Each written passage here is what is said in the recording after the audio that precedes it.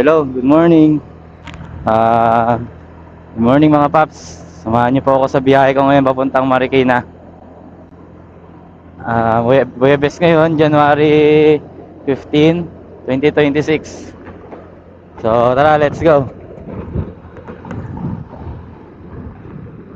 So itong binabagtas natin ay ito yung C6 Road. Yun ng bayan.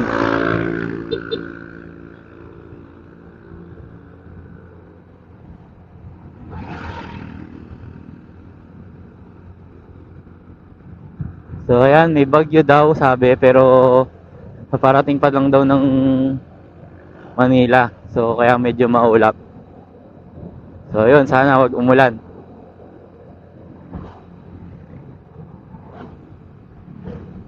So ang oras pala ay mga 7:40 pasado na, kaya hindi na ganun ka-traffic. Kumbaga late na tayo.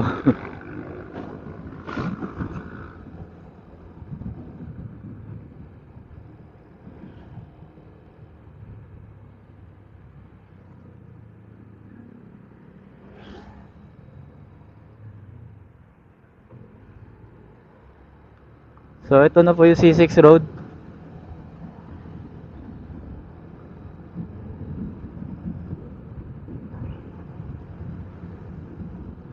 Mig,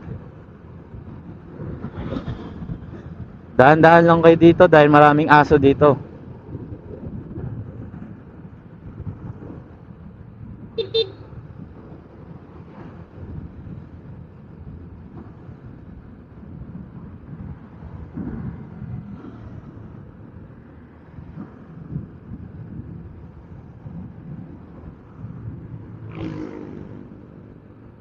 So may trauma tayo sa ganito.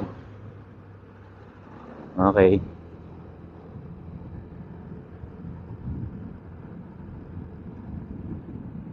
So ayan, may mga aso sa tabing kalsada.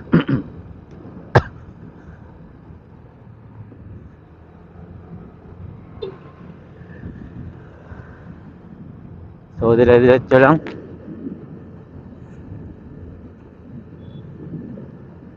Kahit late na tayo, ang mahalaga pa rin, makapunta pa rin tayo sa pupuntahan natin. Hindi natin kailangan magmadali na halos maging kamote ka na, wala ka ng pake sa paligid mo. Chill pa rin tayo.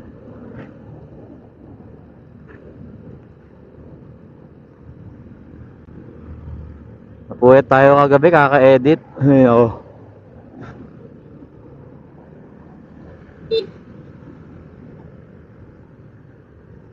So dito, mga kumakanan dyan, papuntang Modesta. So dire-diretso lang po tayo.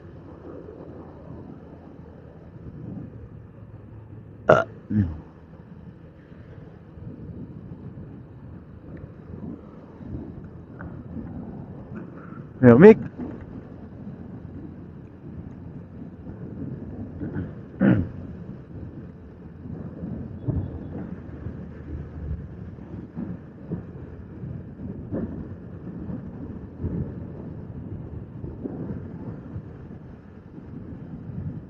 Eh, may aso.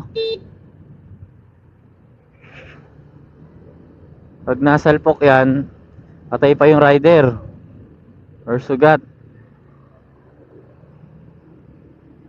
Ito naman parang kupal, huwag yung susundan, huwag yung tutularan yung mga ganito.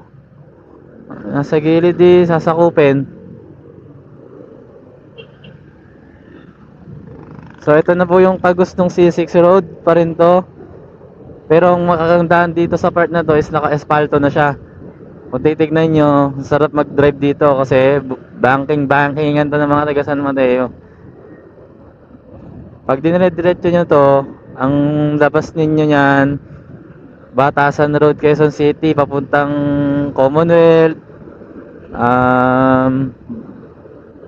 Yun, Batasan.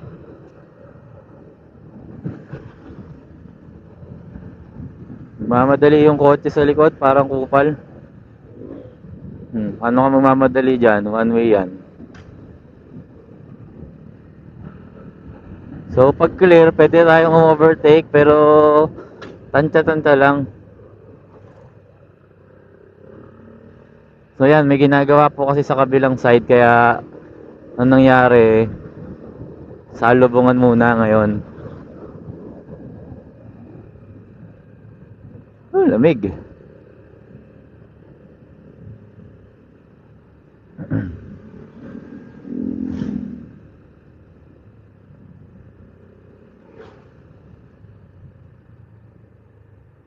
So yan, nagkaka-traffic na dahil may ginagawa sa kabilang side.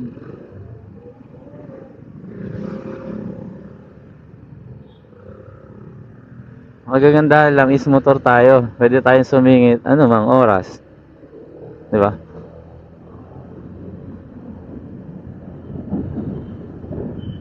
So yan.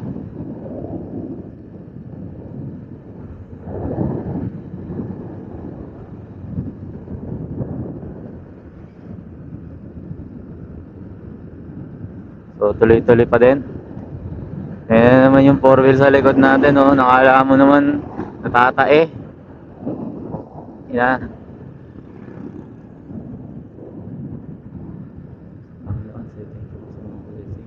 Salamat po. Sorry po sa mga nagawa kong kasalanan sa araw-araw. Nagkabis ko mo yun.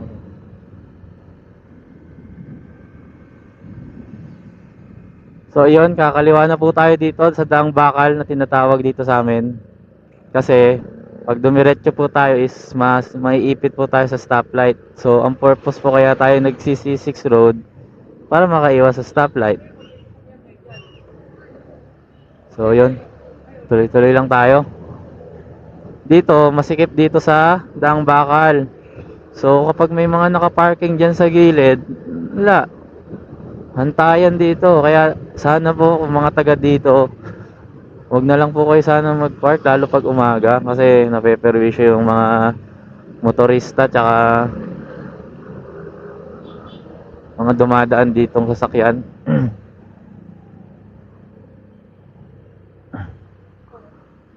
So tuloy-tuloy lang.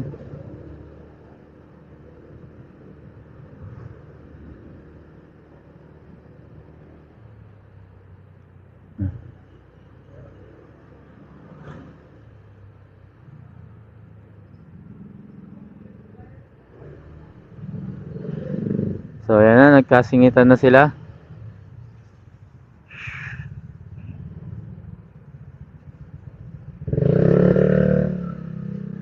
Okay boss, pasok ka na.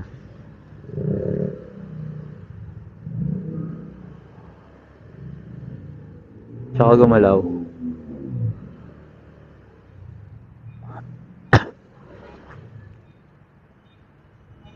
So traffic, intersection kasi. Tapos masikip pa. Oh, laglag ka. Wow, ang galing. Mahusay itong driver. Tansya niya.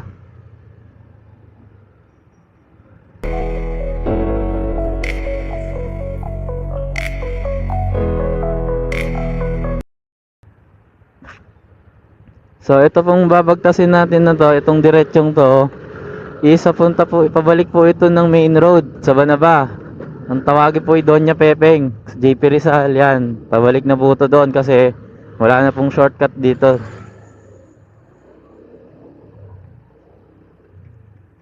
Ito. Pag ganyan naka-hazard siya, hihinto siya. So distansya lang. Iwas din kayo sa pagbuntot. Kasi yan, biglang huminto, hindi nag-hazard, salpok nyo sila. Kayo yung mali, kayo yung nasa likod. Bayad. Aberya. So yan, kita nyo wala na masyadong traffic dito kasi late na tayo.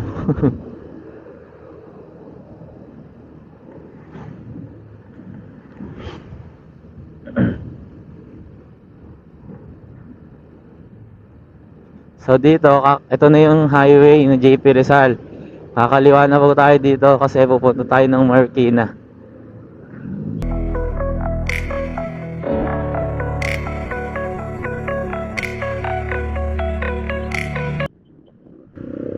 Dito dapat marunong kang umano. Pagka taga San Mateo kayo, taga Montalban, kasi yan, taga Marikina, talagang mahuhubog kayo sa traffic. Kumbaga masasanay kayo sa araw-araw na biyahe nyo. Kumbaga parte na ng buhay nyo yung traffic eh. Syempre, masasanay na kayo kung paano kalakaran. Ako, sa 2 taon mahigit ko pagmamotor, eh, nahasaan na lang din ako ng panahon sa singit-singit. Tsaka, ano yung motor nyo, ano yan, kusa nyo na lang makakabisado yung sukat niya na, oy, kasya to, oy, hindi kasya to. Kumbaga, muscle memory nyo na yun kasi araw-araw nyong gamit. Ganun po yun. Okay, pasok. Ako, itong motor kong Honda Beat, ito yung lamang ko sa traffic kasi maliit lang siya, napakadali niya isingit. Mas maliit pa nga siya sa Honda Click eh. Tapos tipid pa sa gas kahit traffic dahil naka FI tayo, hindi tayo mamumroblema. Unlike sa mga malalaking motor, pag sa traffic ang hirap imando niyan. Mabigat. Ito magaan lang kaya ito magandahan sa Honda Beat. So yan, tuloy-tuloy lang.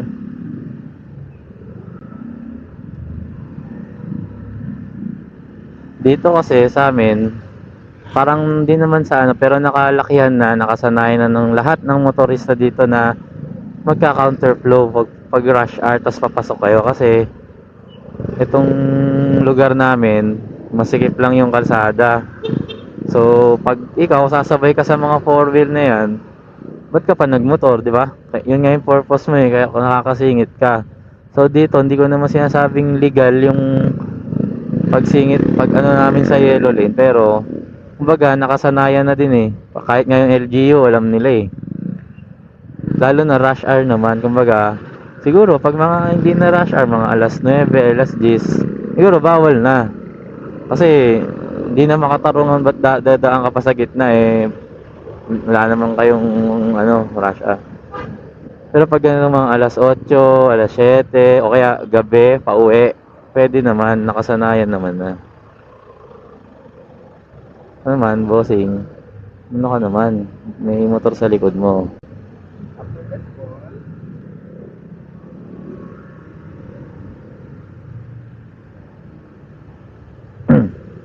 Di ba? Sana all may angkas.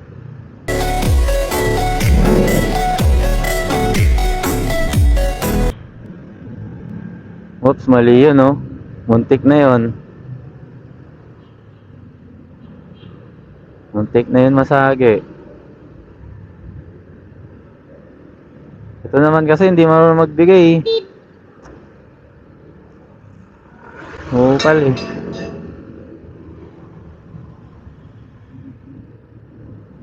Tularan yan. Ano yan?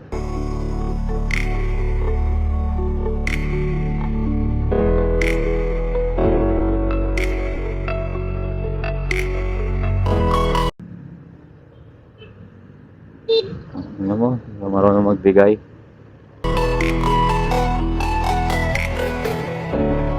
Lang.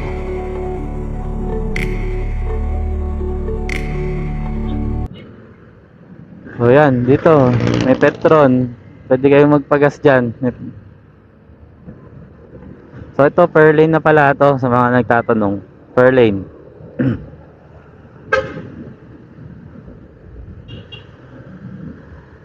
Dito eh. So ayan, diretso lang. Tinutumbok natin ay papuntang H-bow. May aso na naman sa gilid oh.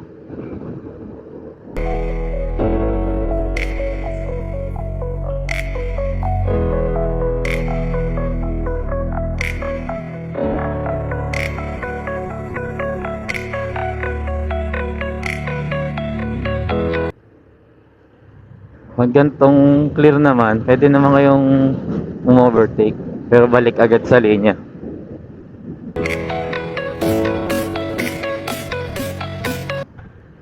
So ito, H-bow. Kung saan bumibili ako ng sabaw. Binalita! Binalita! So yan, intersection. Yan ang huwag niyo sasagiing mga kotse, bagong bago. Ano, kulang pa yung motor mo, pag nasagi mo yan. So ito, papunta na to ng Tumana.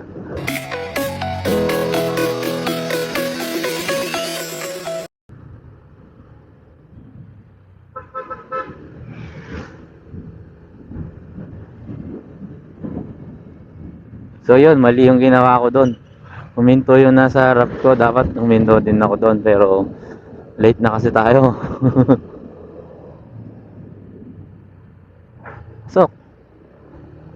So, yan, naabot ba tayo?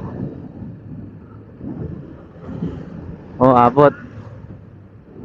Abot po tayo. Oh, ike. Damo talaga ng mga minsan no, mga four wheel no. Kahit alam namang makikidaan ka lang naman. So yun, lumampas na tayong Tumana. Ito ay papunta na po ng Concepcion. Yun sa may malapit sa simbahan yan, dito yun.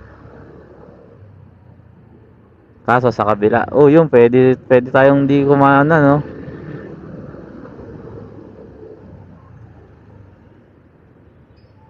So, diretso lang daw, pwede daw, sabi ni Manong. Dito, minsan pwede, minsan hindi. So, choice nyo. Okay, boss. So, yan, kahit nagmamadali tayo, pag may nakita tayong taong tatawid, paunahin na natin. Kasi gasino lang naman yung 2 seconds, 3 seconds na ma-delay sa'yo, di ba? Mahalaga, nakapasok ka ng walang aberya.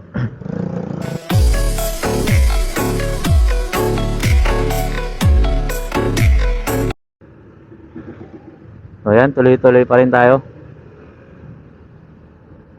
Tama na, gaganda ng click ko, 160.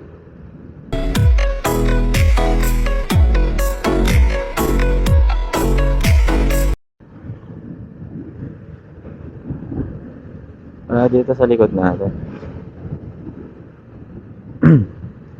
So dito counterflow na naman tayo dahil intersection naman.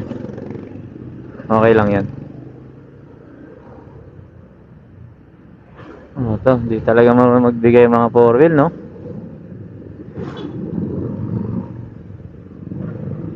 Kupal.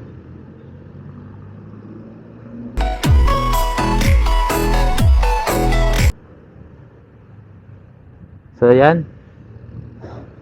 Saan na ba to? Sampaguita Village. Di ako nagkakamali, dyan yata yung daan paano papuntang UP Diliman. I'm not sure, pero tingin ko lang may daan dyan. Tuloy-tuloy lang tayo. Hindi ko sigurado, pero alam kong Palamuan na tong lugar na to Palamuan, Marikina City na to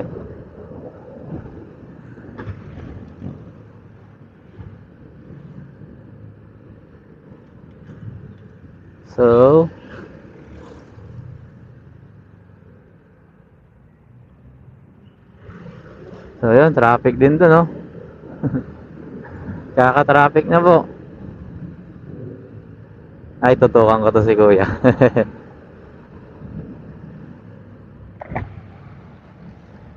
Jonah. So, tingnan niyo si Kuya, nakasabit. Ganyan ako dati nung wala pa akong motor. Talagang sabit. Shoutout sa'yo, Kuya. Laban lang. Mahirap yan. Babalansin mo yung bigat mo. Pero wala Tagal ko rin pong naging commuter.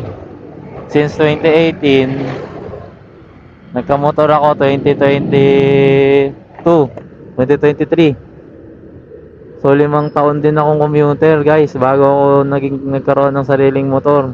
So ramdam ko yung hirap ng commute dito sa amin dahil sobrang traffic, sobrang daming pasahero. Gagabihin ka talaga kahit malapit lang yung pupuntahan mo. Kaya sabi ko, kukuha akong motor para kahit pa paano mabawasan na yung oras ko sa biyahe. Isang kagandahan pa, mapupuntahan ko yung gusto kong puntahan nang hindi ako pumapara. Kasi may bibilin ka, papara ka, another bayad, sayang yung bayad mo, di ba? Unlike may sarili kang motor, pag may nakita kang gusto mong hintuan, pwede kasi isang preno mo lang doon ka na. Hindi pa nadagdagan yung bayad mo sa gas, di ba? Ang ano lang is yun, maintenance. Pero tingin ko worth it ang maintenance kung laking ginawa mo naman sa biyahe na hindi ka nakikipagsiksikan.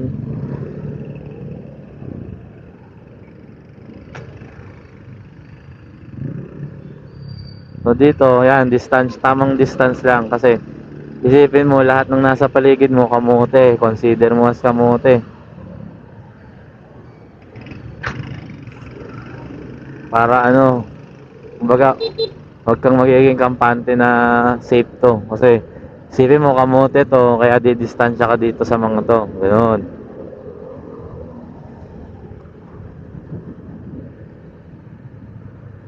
Baga lahat kayo kamote. Pati ikaw. So dito, pag diniretso nyo po itong JP Rizal, pwede kayong makarating sa tulay, papuntang Barangka, tulay ng Marikina. Pero tayo, dahil pupunta tayong San Roque, kakanan tayo dito sa Santa Elena. Santo Niño, yung Santa Elena. Kasi, ito po yung pinaka easiest way para pumunta ng San Roque. Ito pala yung papunta, ito pala yung dating, ito pala yung River Park. Ayan. Dito. Ayan. River Park yan. Diyan po yung maraming tiyangge kapag gabi, pag magpapasko. Ayan po.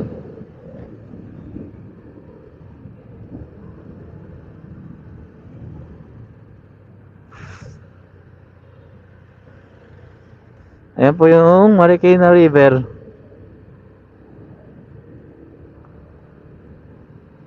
Dito na tayo sa ilalim ng Marikina Bridge or Tulay. Yes.